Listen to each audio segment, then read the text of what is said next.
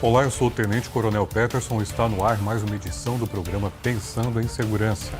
Nossa finalidade é trazer informações e reflexões acadêmicas sobre a prevenção do crime, da desordem e da violência, sua complexidade e curiosidades, apresentar as ações de instituições e projetos educativos e suas experiências com reflexos na segurança pública, bem como outros assuntos que possam contribuir na construção do conhecimento acerca da proteção da vida.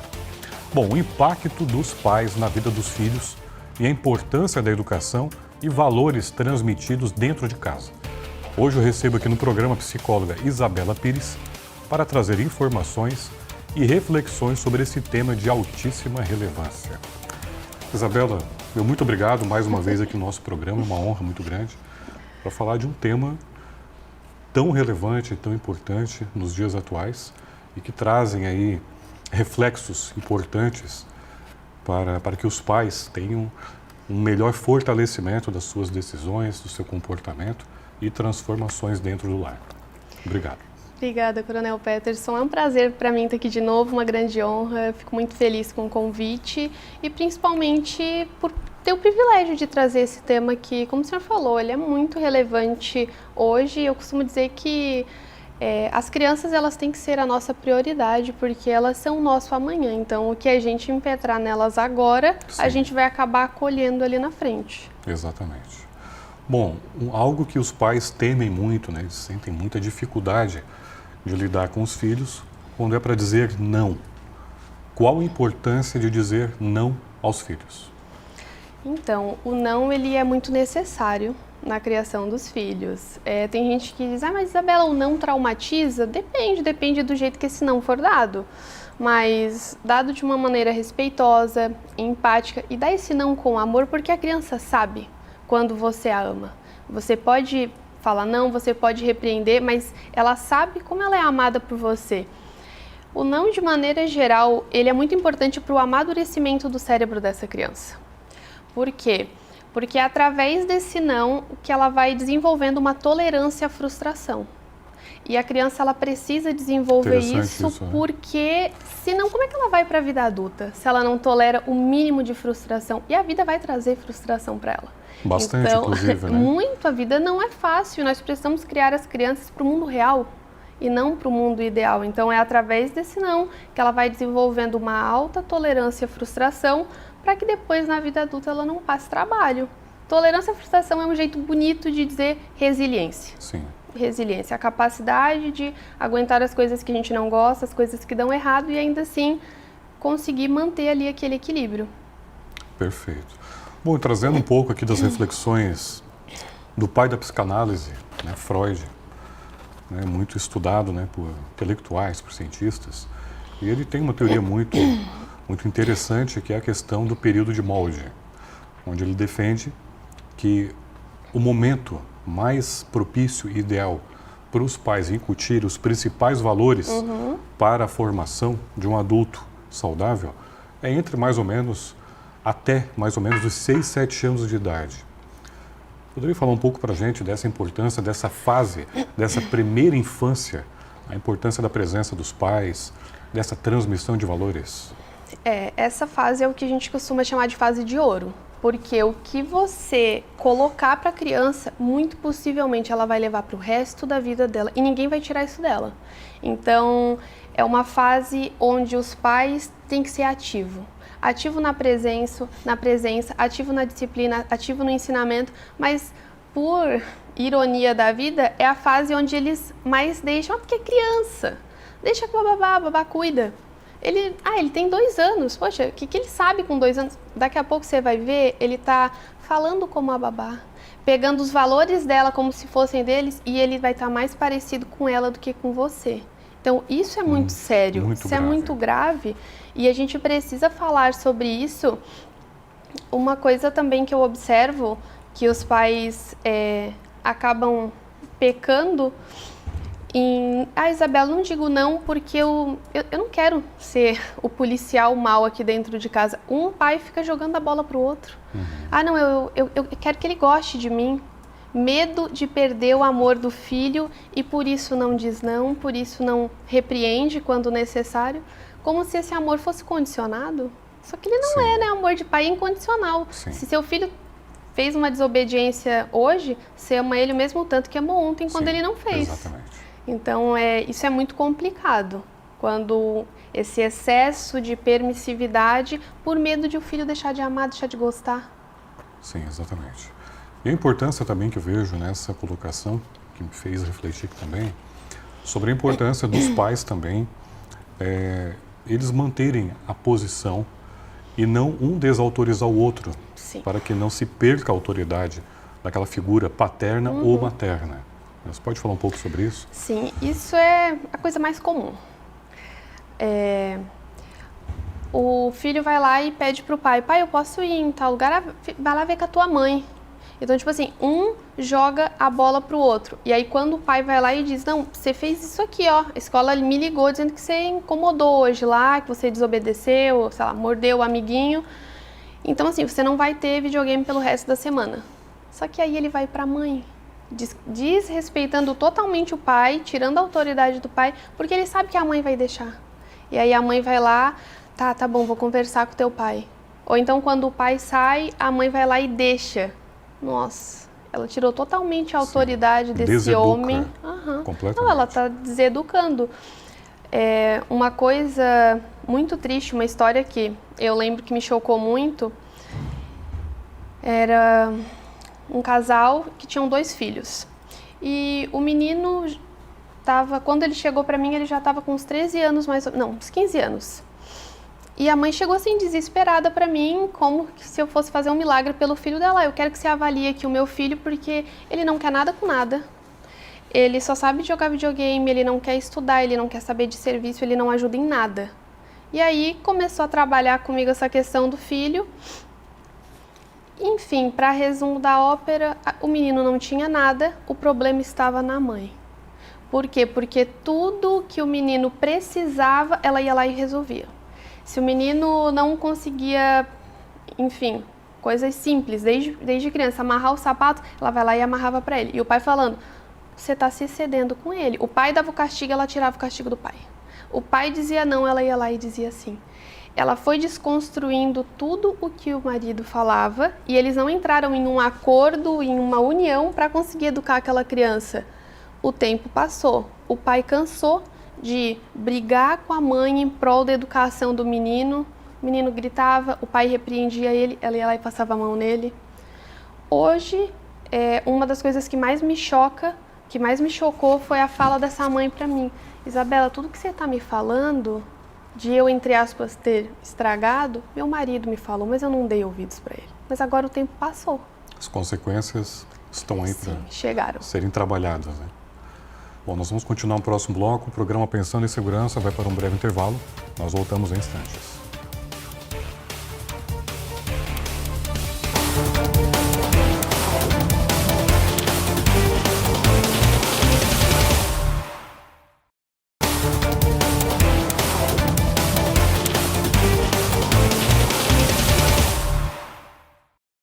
Olá, estamos de volta com o segundo bloco do programa Pensando em Segurança. Hoje estamos falando sobre o impacto dos pais na vida dos filhos. Está aqui comigo a psicóloga Isabela Pires, trazendo várias reflexões muito significativas. Bom, então dando continuidade, vamos falar um pouco, nesse segundo bloco, Isabela, sobre a questão muitas vezes de um excesso de amor e esses perigos, os malefícios da superproteção. Esse é um assunto muito complicado porque nenhum pai super protege de propósito, como você falou. É um excesso, só que tudo que é demais não presta, como dizia minha mãe, e aí não deixa de ser diferente. Esse pai acaba super protegendo, essa mãe, enfim, acaba super protegendo essa criança por não querer que ela passe trabalho, não querer que doa nela, só que aí ele esquece que o aprendizado ele está vinculado com passar um pouquinho de trabalho, com esses desconfortos da vida. Privando essa criança de passar o desconforto, consequentemente ele priva de aprender. E aí, infelizmente, a consequência ela vem mais a longo prazo, porque essa criança acaba se tornando um adulto que não aprendeu o que deveria aprender na infância, que não desenvolveu as habilidades que precisava, porque a mãe sempre estava ali fazendo tudo para ele. Então, esse excesso, ele acaba gerando um impacto terrível lá na frente. E o pior de tudo é que de tanto a mãe tá toda a vida ali, ajudando, fazendo pela criança, não deixando ela literalmente aprender nada. Porque esse excesso de ajuda priva ela disso. A criança, no final do dia, ela pensa, realmente, se eu preciso de tanta ajuda assim para tudo, se minha mãe tá sempre aqui, eu acho que eu não sei mesmo. Acho que eu sou incapaz. Eu acho que eu sou incapaz até de aprender. Então aí ele para de tentar. É triste porque os pais acreditam na capacidade dos filhos, só que eles querem que eles aprendam sem passar pela parte, entre aspas, ruim. Um exemplo muito simples, ninguém é bom fazendo algo pela primeira vez. Então a criança está lá amarrando o sapato, tentando, dando um monte de nó. Aí deixa que eu faço, a mãe. Por quê? Porque demora, porque eu faço muito mais rápido. Só que assim, qual é a tua prioridade aqui? O tempo, que se você esperar 2 minutos para ele tentando e você ensinar e ele tentando, fazendo errado até que alinhe, ou então você faz ali rapidinho só para se livrar. Ah não, ele não bota a roupa sozinho porque ele bota ao contrário. Só que ele precisa ir errando até começar a aprender. Exatamente. E também nos traz uma reflexão de que uma das maiores heranças que os pais podem deixar para os filhos, no meu entendimento, seria esse senso de autonomia. De conseguir fazer escolhas, né, acertadas na ausência dos pais. Os pais não vão ficar aqui para sempre. Eu acho que a consciência tranquila dos pais de conseguirem construir, né, filhos com essa autonomia, que eles consigam ficar mais tranquilos, que os filhos possam sozinhos tomarem as melhores decisões. E essa é uma reflexão muito interessante de nós trazermos, porque os pais acabam colocando a criança numa redoma de vidro, protegendo de tudo e de todos, impedindo que ela sinta qualquer dor, qualquer incômodo. Só que ele não vai estar ali para sempre. E quando ele faltar, como é que essa criança vai entrar na vida adulta despreparada? Então, ou seja, você fazendo tudo para o seu filho hoje e privando até de ele passar, entre aspas, uns perrengues, você está atrapalhando ele lá na frente. Por exemplo, eu já vi um caso de a criança esquecer de estudar para a prova, uma adolescente ali, 12 anos, mãe, esqueci de estudar para a prova é amanhã, você pode deixar eu faltar amanhã, dizer que eu tô doente e aí pagar a prova de segunda chamada para mim? Chega a ser criminoso, né? Não, a mãe, eu acho melhor mesmo, meu filho, porque daí a gente vai querer viajar final do ano e aí você vai estar de recuperação por causa dessa prova. A inconsequência do menino foi totalmente validada, foi resolvido com uma ligação através de uma mentira e ainda ele acha o quê? Sempre que acontecer qualquer BO, minha mãe vai resolver para mim. Ela só foi lá, pagou a prova de segunda chamada e eu me dei bem. Mas isso está completamente errado, porque daí ele sempre vai viver esquecendo prova. Até um dia que ela dizer, você esqueceu de novo, fulano, porque é algo recorrente. Já que você sempre resolve para ele, agora você vai fazer com o conhecimento que você tem e ele vai tirar uma nota baixa. Se tua professora perguntar, você vai dizer que tu esqueceu. Pronto, ele não esquece mais. Exato. E também o perigo, né, da criança ou adolescente replicar isso em proporções maiores. Com certeza. Isso é uma situação escolar que é grave. Ela está ensinando um princípio para ele. Exato. De corrupção, de mentira. Exatamente. De um jeitinho mais fácil. Então tem consequências muito mais assim avassaladoras para a idade adulta. Exato, só que os pais eles não têm essa dimensão lá na frente. Nossa, eu estou ensinando o princípio da corrupção para o meu filho? Não, Isabela, eu só paguei a prova. Pro menino, porque dele ficar em recuperação. Tem muita coisa. Você tá entendendo? O negócio é fino. Né, nesse ato. Um outro exemplo que eu creio muito nisso, e não só eu, mas os estudos dizem que quando a criança tem uma vida regada a disciplina, amor, com certeza, mas disciplina, ordem, onde ela aprende que as ações que ela fizer vão ter consequências, que o que ela plantar ela vai ter que colher lá na frente, ela erra menos. Porque ela começa a aprender com os erros dela. Sim. Então, por exemplo, um caso, a mãe veio relatar para mim que o menino esqueceu de fazer uma tarefa que tinha para o outro dia, só que o negócio era enorme, ele teve uma semana para fazer. E aí ele chegou para ela à noite e tinha aula de manhã. Mãe, eu esqueci de fazer, e agora o que eu faço? Aí a mãe que trabalhou o dia todo, coronel, ela passa a madrugada fazendo porque ele precisa dormir, que ele tem que acordar cedo amanhã. Não. Assim ele vive esquecendo até o dia que ela disse: você vai arcar com as suas consequências, meu filho. Eu sinto muito que você vai ter que acordar cedo. A mãe não queria isso, mas você esquece toda semana. O menino entrou na madrugada fazendo e teve que acordar cedo. Nunca mais esqueceu. É bem grave, né? Os pais não rechaçarem esses comportamentos, não fazerem o filho passar pela frustração que nós falamos no primeiro bloco. Eles precisam passar por isso, né?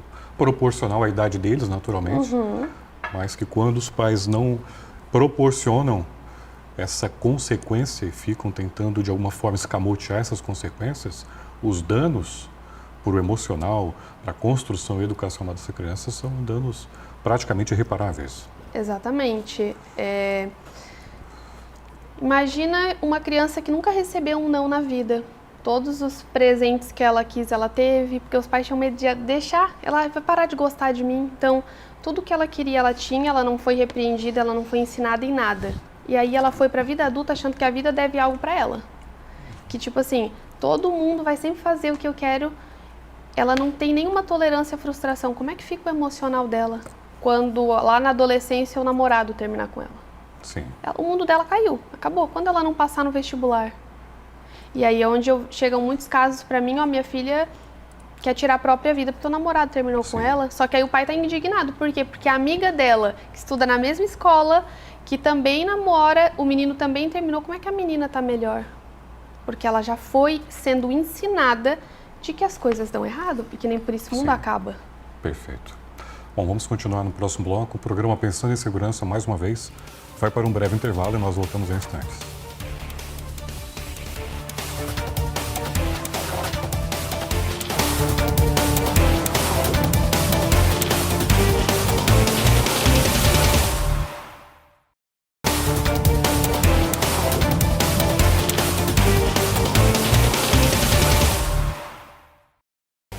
Olá, estamos de volta com o último bloco do programa Pensando em Segurança. Estamos falando hoje sobre os impactos, dos pais na vida dos filhos.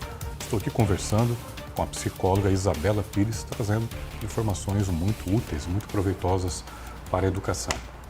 Bom, algo muito peculiar, da gente fazer esse entendimento, Isabela, é a questão de inserir os filhos em pequenas obrigações e tarefas domésticas. Qual a importância disso? Isso tem total importância e não só ficando nas minhas palavras, mas os estudos dizem isso. Fizeram uma pesquisa longitudinal com um grupo de crianças que não tinham obrigações domésticas, não arrumavam a cama, não aprenderam na adolescência a cozinhar, não lavavam uma louça, tudo dependiam dos pais. E um grupo onde a família já tinha isso como um princípio muito bem estabelecido e passou para as crianças. Uma família que não tinha, que não fazia, e uma que tinha. Analisaram conforme os anos foram passando. Pegaram as famílias crianças e depois de 20 anos foram observar como é que eles estavam lá na frente. Todas as crianças às quais os pais impetravam esses valores dos afazeres domésticos, das obrigações, das responsabilidades, estavam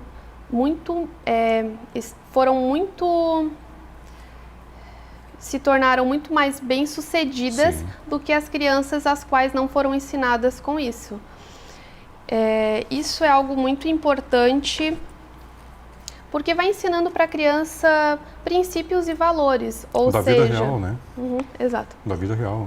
Então, lá na frente as pessoas vão ter responsabilidades com horários, com afazeres, e trazer isso, penso, proporcional à idade deles, pequenos atos, limpar o que sujou, recolher a mesa, das suas refeições. E esse ato também de acordar e arrumar a própria cama. Inclusive tem até um livro, que Arrume a Sua Cama, que também traz esses ensinamentos. Perfeito. A vida da criança, quando ela tem essa ordem, quando ele tem essa rotina, obviamente apropriado para a idade, ela é muito mais alinhada do que cada dia acorda em um horário, toma café a hora que quer, senta, o prato já está na mesa, levanta, não tira o prato da mesa. Poxa, quando esse menino for para a faculdade, quando ele for morar fora, ele nunca aprendeu a cozinhar. Eu vejo hoje pais chegando para mim com o rapaz de 17 anos prestes a ir para a vida, se virar sozinho e dizer, Isabela, ele não sabe fazer nada, ele não quer nada com nada. Sim. Então, assim, isso é muito complicado. Aí depois o pai diz, ele vai fazer 18 anos daqui 4 meses. Aí quer ensinar tudo em 4 meses que não ensinou em 17 anos. É muito mais fácil você ir aos pouquinhos, quando ele é criança. Tire seu prato da mesa, meu filho. Arrume a sua cama. Vai devagar. Vai aumentando as responsabilidades conforme o tempo. E quando ele chegar e estiver pronto para voar, ele vai conseguir estar preparado para essa vida.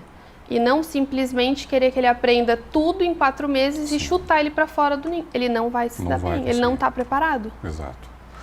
Bom, e também uma outra questão, que é dúvida, né, de muitos pais, como, né, no seu entendimento, né, Isabela, como impor uma disciplina saudável, né, que possa conduzir para os verdadeiros caminhos, né, do exemplo, enfim, sem os pais temerem que essa imposição da disciplina venha a criar o desejo nos filhos de se afastarem deles. Então, é uma balança. O negócio tem que estar equilibrado. O que você está pedindo para ele tem que estar condizente com a idade que ele tem. Senão o negócio vai ficar muito exacerbado. Mas você deixar muito claro o porquê você está fazendo isso. Filho, olha só. A mãe precisa que você arrume o seu quarto porque você é um menino organizado e a situação que o teu quarto tá, ela não combina com você, meu filho. Quando você casar, como é que vai ser? Começa a ensinar para ele, botar propósito na ação que tu tá pedindo. Não, por que tu tá arrumando o teu quarto, fulano? Porque minha mãe quer, para deixar minha mãe feliz. Não. Tô arrumando meu quarto, tia, porque eu sou um menininho inteligente e que eu já ouvi isso. Eu tô aprendendo a cozinhar de um adolescente, porque quando eu casar, minha mãe disse que eu preciso aprender a fazer as coisas, preciso saber.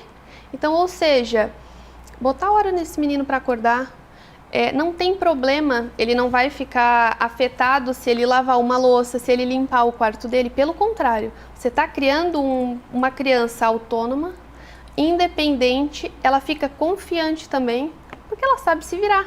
Se der alguma coisa, o negócio sair do controle, ela tem habilidades para isso, porque você foi ensinando. E também penso, né, Isabela, que mesmo que a criança, o filho, não tenha essa predisposição para receber essa disciplina, penso que lá na fase adulta, depois dos 25, nos 30 anos, e olhar para trás e lembrar dos pais, vai reconhecer o esforço e vai chancelar o que os pais fizeram por ele lá na infância ou adolescência. Perfeito. Eu nunca vi nenhuma história de os pais serem não serem firmes com as crianças, não ensinarem e lá na frente eles agradecer. Mas todas as histórias que eu ouvi foi: o meu pai foi firme comigo e hoje eu volto para agradecer. Hoje eu ensino para o meu filho o que meu pai me ensinou. Sim. Mas qual é a frase de muitos pais? Eu não quero que meu filho passe trabalho. O trabalho que eu passei, eu não quero que ele passe. Então, eu dou tudo de mão beijada para ele. Só que aí você esquece que foi o trabalho que você passou que tornou o homem que você é hoje. Perfeito. Seu caráter alinhado foi devido ao que você passou. Olhem o que ajudou ele a trazer os grandes valores, né? E, rapidamente, estamos aqui nos minutos finais. Mas uma coisa importante, talvez, a gente deixar aqui registrado também, a importância dos pais se colocarem como exemplo. Muitas vezes os pais param com o veículo, né, com o filho, em locais proibidos, sob o argumento de que são poucos minutos, mas, de certa forma, penso eu, estão ali ensinando aos filhos que infringir regras rapidamente está autorizado. Perfeito. As crianças, elas não têm essa dimensão de, mas foi só um negocinho, foi só um sinal amarelo para uma grande coisa. Não, erro é erro. A palavra do pai, ela convence, mas o exemplo dele arrasta. Muitas vezes o pai não vai precisar falar, mas só de a criança ver a conduta dele e o caráter dele, ela não vai infringir certas regras. Eu ouvi uma menina, o pai pagava aulas particulares para ela e todas as outras crianças que estavam no grupo bagunçavam e, enfim, não estudavam de maneira adequada, mas a menina falou assim, eu não posso fazer isso, porque o meu pai, ele disse para mim que para que eu preste atenção, porque ele está trabalhando mais para poder me colocar aqui, então assim, eu tenho que fazer o negócio valer a pena. Sim. Poxa, a cabeça dela está totalmente diferente, ela controla as amiguinhas. Perfeito. Bom, bacana. É um assunto que nós teríamos aí, precisar de muito mais tempo, né, Isabela? Mas eu agradeço muito, né, a tua presença, trazer aqui palavras tão esclarecedoras sobre esse tema tão complexo e ao mesmo tempo tão intuitivo, né, tão encantador a respeito da educação familiar. Então, mais uma vez, meu muito obrigado. Foi uma honra tê-la aqui conosco. Obrigada. Bom, hoje eu conversei com a psicóloga Isabela Pires sobre a educação familiar. O programa Pensando em Segurança fica mais uma vez por aqui. Nos acompanhe pelas redes sociais, Instagram, Facebook, e entrevistas completas disponíveis no YouTube. Até o próximo programa e não se esqueça, apoie quem te protege. Muito rápido, né?